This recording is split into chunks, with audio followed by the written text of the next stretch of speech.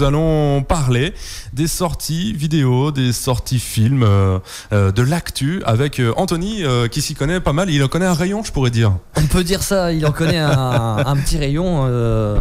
Pour ceux qui me suivent, enfin qui suivent RCM régulièrement, d'habitude, c'est vrai que je fais ça à des heures un petit peu moins matinales. Ouais. Avec Ludovic le mercredi à Lunéville, et toujours avec beaucoup de plaisir. Alors, on va commencer par les jeux vidéo. Allez. On commence par les jeux vidéo. Allez, un petit son pour vous mettre en haleine. John Rambo, un vagabond qui passe dans leur ville. Est-ce qu'il y a une loi qui m'interdit de manger ici? Oui, moi. Je veux que tu me boucles ce monsieur pour vagabondage, refus d'obtempérer et port illégal d'armes blanches. John Rambo, un homme qu'on pousse à bout. Fais pas chier ou je te ferai une guerre comme jamais t'en avais. Sylvester. Ah, des dialogues dignes du grand Woody Allen. Alors pourquoi ce son? Eh bien, pour la première fois, vous incarnerez John Rambo dans un jeu vidéo. Jeu vidéo disponible notamment sur PS3. C'est sorti le 16 janvier 2014 et donc c'est adapté de tous les Rambo qu'on a connus et on va y retrouver bien sûr les combats en corps à corps, les gunfights, les scènes d'infiltration, de démolition et surtout, voilà, pour les plus grands fans de Rambo, les musiques, les dialogues et forcément les différents effets ont été repris du film pour une immersion vraiment totale dans le jeu. C'est pas ma guerre. C'est pas ma guerre. Et c'est vrai qu'on a comparé hier avec les bandes annonces entre le film et le jeu. Ils ont vraiment repris quasiment des scènes. Tout à fait, ouais. Rien que la première cinématique du jeu, ça correspond exactement au début du film. Ouais. Alors voilà, Rambo pour ceux qui aiment. Sinon, autre sortie. Autre sortie. Je vous laisse deviner. On va parler agriculture et on pouvait pas parler d'agriculture sans faire un petit clin d'œil à nos amis d'M6. Forcément. Voilà, sur un magnifique son. Exploitation agricole simulator 2014. Alors ça, c'est une sortie de fin d'année dernière, mais pourquoi j'en parle? Parce qu'on en parle très peu. Ouais. C'est vraiment en explosion dans le domaine du jeu. Ouais. Là, c'est une version qui est disponible que sur PC. Mais il faut savoir que donc on est gérant d'une exploitation agricole, hein, bien évidemment, comme vous l'aurez compris. Il y a d'autres versions qui existent comme Farming Simulator qui là a été décliné. Alors ça existait que sur PC, ça a été décliné sur PS3, sur Xbox 360 et ça a été vraiment un phénomène l'année dernière. Très impressionnant. Il y a des gens que ça intéresse, voilà. Peut-être pour plus tard participer à l'émission. Pourquoi pas. Ça peut être un bon départ. Ça existe avec les camions aussi, hein, je sais, tu peux être routier. Ça existe avec les camions, ça existe avec énormément de choses. Il y a plein de choses autour de la chasse, autour du tir. Il y a bien sûr Fly Simulator qui est la référence en termes de simulation et ça a été un petit peu d'ailleurs le départ et le fer de lance de toute cette partie de simulation. Rassure-moi, on peut pas faire d'attentat avec un tracteur. On peut on est capable de tout en jeu vidéo, c'est l'avantage. Ça reste de la fiction, c'est bien aussi. En tout cas, on note que les simulateurs, les simulations, les gens aiment beaucoup. Voilà, et puis bon, c'est en général des choses qui... les gens se demandent toujours, est-ce que j'ai un PC adapté pour pouvoir jouer parce que voilà, aujourd'hui, la plupart des PC qui sont proposés dans le commerce et notamment dans la grande distribution, faut savoir que c'est pas non plus... c'est pas fait pour jouer à Call of... Après on passe à des prix complètement supérieurs, mais bon voilà, les simulateurs demandent pas forcément énormément de ressources contrairement à ce qu'on pourrait croire. Et voilà, c'est vraiment puis c'est adapté à tous les joueurs, ça va de 7 à 77 ans, il n'y a pas de... Bon là on est vraiment dans la gestion d'une exploitation agricole, mais vous prenez Farming Simulator, tout le monde peut jouer. Bah voilà, l'occasion de découvrir un peu ce monde de façon simulée. Autre sortie, on arrive chez nos amis Nintendo. On change d'univers. Nintendo 3DS, terrible. Ça, c'est sorti le 17 janvier 2014, donc Mario Party Island Tour sur 3DS. Donc, on retrouve toute toute l'animation des Mario Party en général, c'est 80 mini-jeux. Quand même. Ouais, oui, quand même. Ah ouais, il y a de quoi faire. Hein. Alors on peut jouer seul ou à 4 et tout ça avec une seule carte de jeu, donc c'est quand même assez sympa. Puisque la 3DS permet de jouer en réseau via le Wi-Fi. Et souvent les gens nous demandent souvent, sachez que c'est compatible aussi 2DS, puisque la 2DS, comme je l'avais expliqué dans une dernière émission, c'est l'identique de la 3DS sans la 3D. Mais toutes les fonctions sont pareilles et tous les jeux de 3DS sont compatibles 2DS, c'est bien sûr l'intérêt. Donc on retrouve l'univers coloré des mini-jeux, toujours très inventif de la série Mario Party. Comme je vous l'ai dit, il y en a 80, c'est réparti sur 7 plateaux, c'est complet, il y a des choses merveilleuses à faire en plus parce que ça exploite totalement l'écran tactile. Vraiment très très très bon jeu à mettre dans les mains de tous nos petits bambins. Ils sont forts avec Mario. Le plombier, il traverse les années quand même. C'est une licence qui dure. Alors j'ai plus la date en tête. Enfin, moi je me souviens. 80, je me souviens encore de ma Nintendo, la première, toute carrée. Avec 2D, les VHS qu'on met dedans. avec des cartouches énormes, on savait même pas où les ranger. Bon, c'est sûr, ça a évolué depuis. La console portable a pris le pas. Chez Nintendo, la console portable a pris le pas sur la console de salon. Pour ne pas la citer, la Wii U, on se banane un peu avec. C'est pas forcément. Mais c'est dommage parce que c'est une console que les gens ne maîtrisent pas et ne connaissent pas à sa juste valeur. C'est une très très bonne console pour les utilisateurs de Wii U qui ont fait le pas. Et pour ceux qui sont sur Wii et qui hésitent, faites-le, c'est pas une Wii améliorée, c'est vraiment une autre dimension du jeu et d'autres fonctionnalités qu'on n'avait pas sur la Wii jusqu'à maintenant. En plus, niveau graphique, on est... alors forcément, vu le thème des jeux qui sont proposés sur Wii U, on n'a pas forcément ce qu'on aurait sur les gros jeux PS3 et Xbox, mais pour ne citer que celle-là, je parle pas des nouvelles générations. Mais on a quand même un niveau de finition HD qui est très très bon et s'il y a un jeu à acheter avec la Wii U, c'est Zelda sans aucune hésitation parce que là on découvre vraiment des performances de la console en termes de graphisme qu'on n'avait pas l'habitude de voir chez Nintendo. Je pense que Mario ça s'adresse un peu aux trentenaires parce que ça nous renvoie justement à notre enfance et du coup ça fait toujours plaisir. On retrouve cet univers un peu acidulé, les petites musiques sont gentilles. Voilà, ouais. C'est hyper large. Le public, par contre, du coup, avec les consoles portables, c'est vachement élargi et on a vraiment. C'est familial. C'est très familial. De toute façon, Nintendo a toujours prôné les jeux qui touchaient toute la famille et ça, par contre, là-dessus, ils sont vraiment champions. Ben voilà. Donc Mario, encore une nouveauté. Autre nouveauté en jeu. Angry Birds Star Wars. C'est pas vrai. Si, sur Xbox One. Alors c'est sorti aussi en fin d'année dernière. C'est sorti sur Xbox One, sur Xbox 360, sur PS4, PS3, PS Vita, 3DS, Wii et Wii U. C'est disponible sur tous les supports, toutes les consoles. C'est l'équivalent de ce qui se passait sous Android et OS pour iPhone.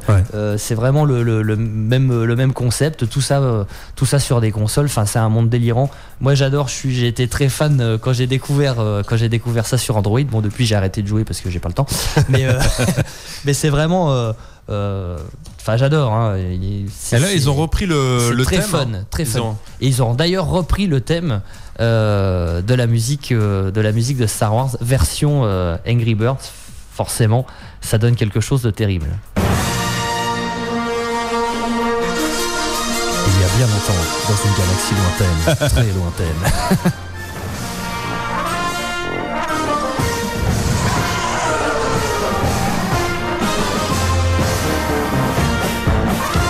Tampoum. Ah ouais. On en parle en ce moment, Star Wars, des trilogies, tout ça. Donc ils sont dans l'actu. Ils sont dans l'actu puisqu'ils sont rediffusés tous les mardis sur M6 et il y a de bons moments encore à passer là, encore 3 épisodes. Ouais, on va attaquer les plus anciens là. Voilà, donc si vous voulez tout connaître sur ce qui va advenir de l'Empire et de l'Étoile du Bon Port, je vous conseille d'acheter ce jeu-là. Très bien, on va changer d'univers, direction les vidéos. Direction la vidéo avec du film et surtout du film américain. Ils sont très forts sur ce début d'année, notamment White House Down de Roland Emmerich, où on va retrouver Channing Tatum, Sexy Dance et 21 Jump Street pour ceux qui le connaissent pas, et Jamie Foxx qui s'est illustré dans son rôle de Ray Charles dans Ray justement, qu'on a aussi vu dans Django Unchained, mais bon, qui a un petit peu moins marché. Roland Emmerich, c'est qui ? C'est quand même le réalisateur d'Independence Day, du jour d'après et de 2012. Ouais, des petits films d'action, quoi. Des tout petits films d'action dont personne n'a entendu parler. Donc là, il est de retour avec White House Down. Ça existe en DVD et en Blu-ray. Le mieux, c'est qu'on en écoute un petit bout. Qu'est-ce qui vous attire dans les services secrets ? Je crois qu'il n'y a aucun boulot plus important que de protéger le président. Affirmatif. On tient le président dans la bibliothèque. Venez, monsieur le président ! Vite, vite ! Au fait, moi c'est John Cale. James Sawyer. Vous devez mettre le président en sécurité. Il y a ma fille qui compte sur moi et je la laisserai pas tomber. L'explosion au Capitole était une diversion. Ça doit se jouer un peu au niveau. Vous êtes un pacifique, mais il va falloir vous en servir et faire un carton. Carrément.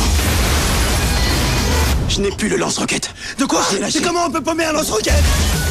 Il y a de l'humour aussi. Voilà, vous l'aurez compris, outre les explosions, les courses poursuites en limousine et plein d'autres scènes d'action, on a aussi une bonne dose d'humour, ce qui est assez appréciable, et on s'aperçoit que dans les films d'action aujourd'hui, en général, les clients de ce genre de film aiment quand même retrouver de l'humour. On n'est plus dans l'action bête et méchant, si j'ose dire, qu'on a avant. Il y a toujours une petite dose d'humour, et ça, c'est très très très américain. Ouais. Alors, on change d'univers là, avec le film suivant. Alors, on change complètement d'univers avec Rock the Casbah de Leila Marachi, pardon. C'est sorti le 15 janvier 2014. Donc, c'est la réalisatrice de Maroc. Alors bon, on la découvre un peu plus. On a une belle comédie, alors comédie dramatique certes, mais avec des moments à hurler de rire. C'est vraiment un film qui explique toute la complexité des rapports familiaux, surtout dans ces pays d'origine. On retrouve alors très rapidement, hélas, le grand Omar Sharif qui incarne le père de plusieurs filles. En fait, à Tanger, suite au décès du père de famille, justement, qui est Omar Sharif, femmes, enfants et amis se réunissent pour 3 jours de deuil dans la maison familiale. Djellaba et tradition sont de rigueur. Jusqu'à l'arrivée de Sophia, qui est la plus jeune des filles et qui vit à New York, qui joue des rôles de terroristes dans des séries américaines. Elle va bouleverser un peu les codes. Voilà, elle vient bouleverser les codes puisque je vous laisse écouter la bande son. Il y a tout un truc autour du terrorisme qui est assez drôle parce que c'est vu du bon œil. Tu m'as manqué, ma chérie. T'es devenue une grande star. Ça va avec les rôles qu'elle décroche que des terroristes. Des terroristes, mais à Hollywood. Très convaincante en terroriste d'Al-Qaïda. Tu vas pas t'y mettre, toi aussi. Et Jason, quand est-ce qu'il arrive ? On va se séparer. Chez nous, on ne divorce pas. Il est riche, il est célèbre. Qu'est-ce que tu veux de plus ? Je sais pas, va te remplir la tête, lis, voyage. Je peux pas lire. Je suis allergique au papier. Et de l'humour aussi. De l'humour aussi, ouais. Alors, dans l'extrait qu'on a eu, on n'a pas cette partie sur le terrorisme, contrairement à ce que je pensais. Et ben, voilà, il y a des règlements de compte, il y a des conflits générationnels. Enfin, il y a des choses qui volent en éclats. C'est vraiment mi-rire, mi-larme, et c'est à regarder sans aucune hésitation. On revient dans de l'action, de l'humour, du gros bras, du très gros bras. Du très gros bras, puisque voilà, dans No Pain, No Gain de Michael Bay. Alors Michael Bay, lui aussi il s'y connaît en film d'action. Lui il s'y connaît un petit peu, Armageddon, Transformers, Rock, voilà. Pareil, tout petit, hein, on connaît pas bien, on sait pas.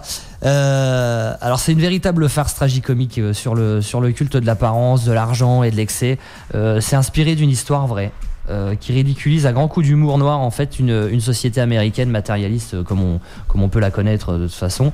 Il y a Dwayne Johnson, donc le catcher, The Rock, et Anthony Mackie, qui n'hésitent pas vraiment à se moquer du machisme dont eux-mêmes, on en parlait en préparant la chronique, dont eux-mêmes sont de toute façon l'incarnation, quoi. Voilà.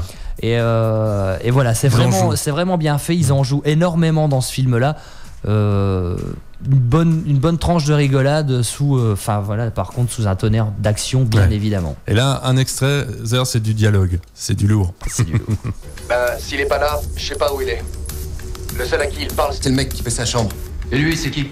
Désolé, secret défense. Interdit de mater par le trou.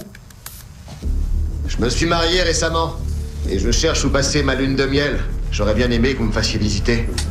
Vous passeriez votre lune de miel ici? C'est parce qu'ici j'ai plein de bons souvenirs. La première fois que j'ai explosé le crâne d'un mec, ça s'est passé ici. Un carnage de malade. Mais c'était une batte en alu. Là, je suis passé au bois. Alors tu devrais vite ramener ton cul avant que je retapisse le mur aux couleurs de ta cervelle d'un putain de coup. Ouais, volontiers. Et voilà, ça comme ça, et hop, et il ouvre la porte finalement. Faut avoir les bons arguments, c'est tout. Oui, je comprends pas moi que les gens utilisent pas ce genre de réplique plus souvent. The Rock, on l'a un peu redécouvert dans le côté grand public avec la série Fast and Furious. Ouais, les deux derniers. Le 6 est sorti récemment et qui a fait un carton d'ailleurs. Et il fait partie des rôles maintenant importants dans ce genre de série. Ouais. Il mène un peu la danse aussi quoi. Mais on trouve moi je trouve personnellement qu'il amène vraiment de l'humour et du second degré sur son côté gros bras. On sent que je pense qu'il sait en jouer quoi. Il sait prendre du recul par rapport à ça. Tout à fait. C'est agréable. On sort du vous prenez un Schwarzy des années 80 on sort complètement du costard des Schwarzy et des Stallone. Ouais. C'est la nouvelle génération. La nouvelle génération de gros bras a beaucoup de recul et peut-être grâce à Schwarzy et Stallone d'ailleurs. Peut-être. On fera une étude sur ce pour phénomène. Pas être catalogué, c'est possible. Et puis alors dernier film dont on va parler, là ça sent le carton en vente, je pense. Ça sent le carton en vente. En tout cas, il mériterait, ça c'est sûr. Le Majordome de Lee Daniels. Donc Lee Daniels, c'est un tout jeune réalisateur, oui, parce que son premier film il date que de 2005. C'est que son 4e film en tant que réalisateur. Jeune réalisateur de 54 ans, mais jeune réalisateur quand même. Ici notamment, on en a un peu entendu parler, notamment avec The Paperboy, où on retrouvait Zac Efron. Pour ceux qui connaissent, Zac Efron, ça a été vraiment l'égérie. Allez, il y a 2 ans, 2 ans à peu près, 2-3 ans il a fait des Disney, lui, non? Oui, voilà. C'était un peu l'égérie de Disney. Un peu genre Anna Montana, les trucs comme ça, pour ados. Ouais. Pour ceux qui suivent Disney, pour des enfants, ils connaîtront. Il signe là un drame historique vraiment emmené par Forest Whitaker d'une façon exceptionnelle. C'est basé donc sur la vie d'Eugène Allen. L'acteur incarne Cecil Gaines, qui est le majordome de la Maison Blanche, qui vivra au cœur du bureau ovale les changements politiques historiques des États-Unis sous 7 présidences.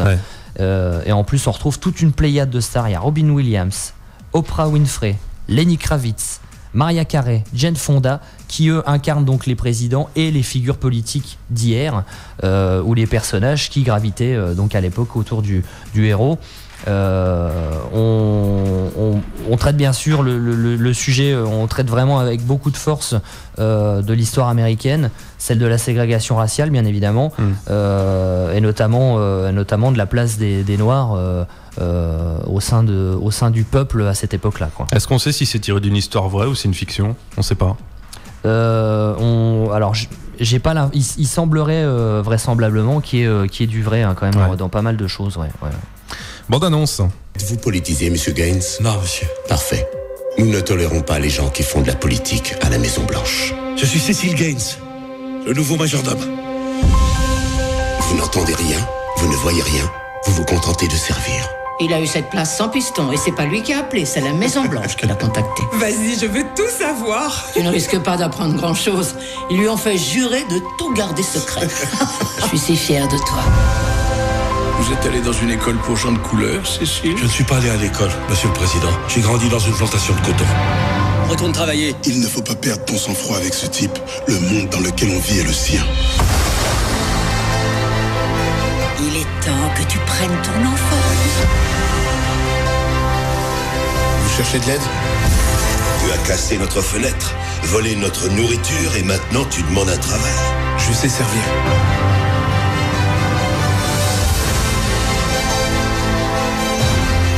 Paraît que le nouveau blanc est futé.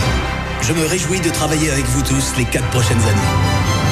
Dr. King, Que fait ton père? il est majordome. Sache que les domestiques noirs jouent un rôle important dans notre histoire. Il est en train de se passer des trucs importants, papa. Monsieur le Président, Je sais que votre fils milite pour les droits des Noirs. Faites demi-tour! Descendez du bus! Je n'avais pas vraiment compris ce que vous aviez enduré. Vous m'avez transformé. Il y a un groupuscule de révoltés appelé le Black Power. J'ai donné ordre d'étouffer dans l'œuf ces fils de pute. Tu sais ce qu'ils vont faire? Ils vont te tuer. Ce pays nous traite comme des chiens. si tu n'aimes pas le Président, fiche le camp. Quoi? Dégage! Dégage de ma maison! Pardon, monsieur le majordome, je voulais pas me moquer de ton héros.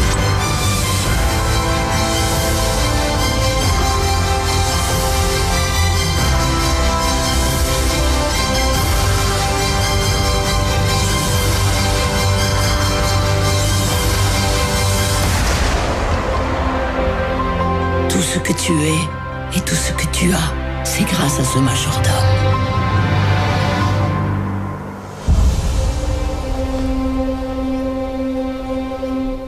Ça sent quand même. Je sais pas. J'ai pas regardé en fréquentation cinéma, mais je pense qu'il a dû faire un bon chiffre et ça va se ressentir sûrement sur le DVD. Ça va se ressentir. Alors, je pense que c'est un film qui va se vendre sur la durée. Ouais. On n'est pas quand même dans l'effet blockbuster qu'on a sur d'autres films avec plus d'action, forcément. Un peu comme Ray, je pense. C'est voilà des films qui marqueront par contre l'année 2014, c'est évident.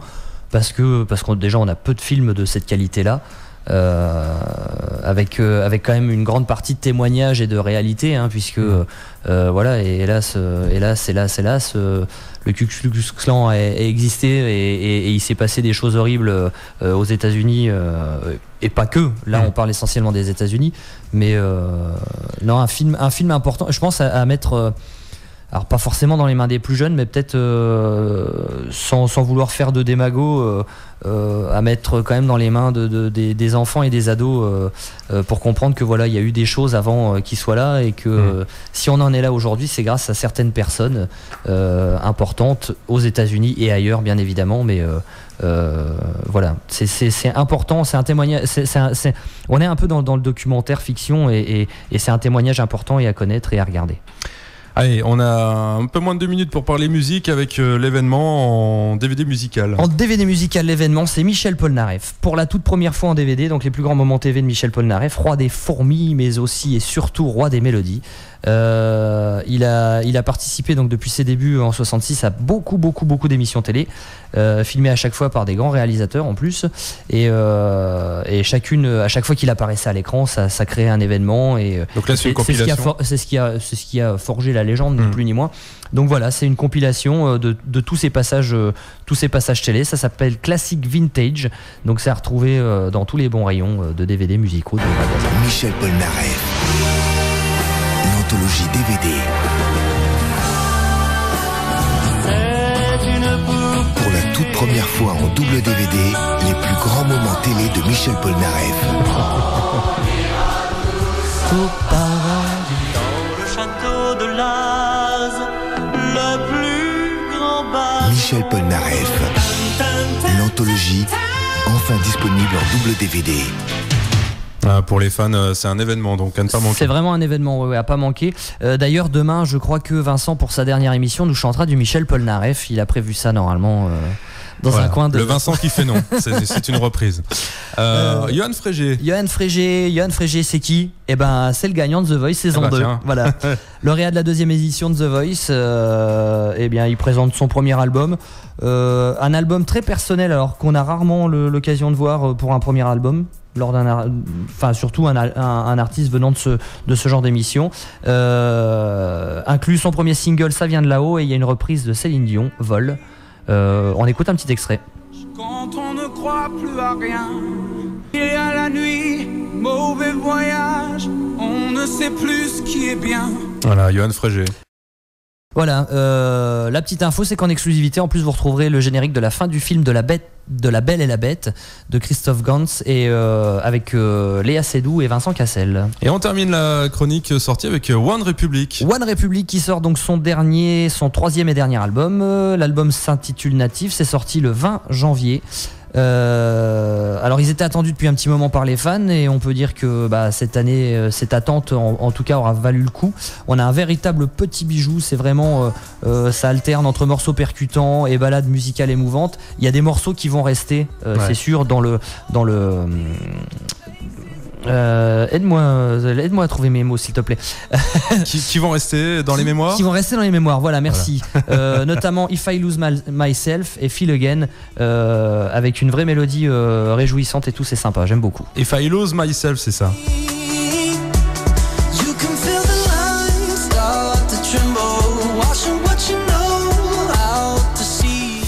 Voilà un peu pour les sorties, DVD, ciné, vidéo, voilà, musique. J'ai fait le plus vite que je pouvais. Merci Anthony.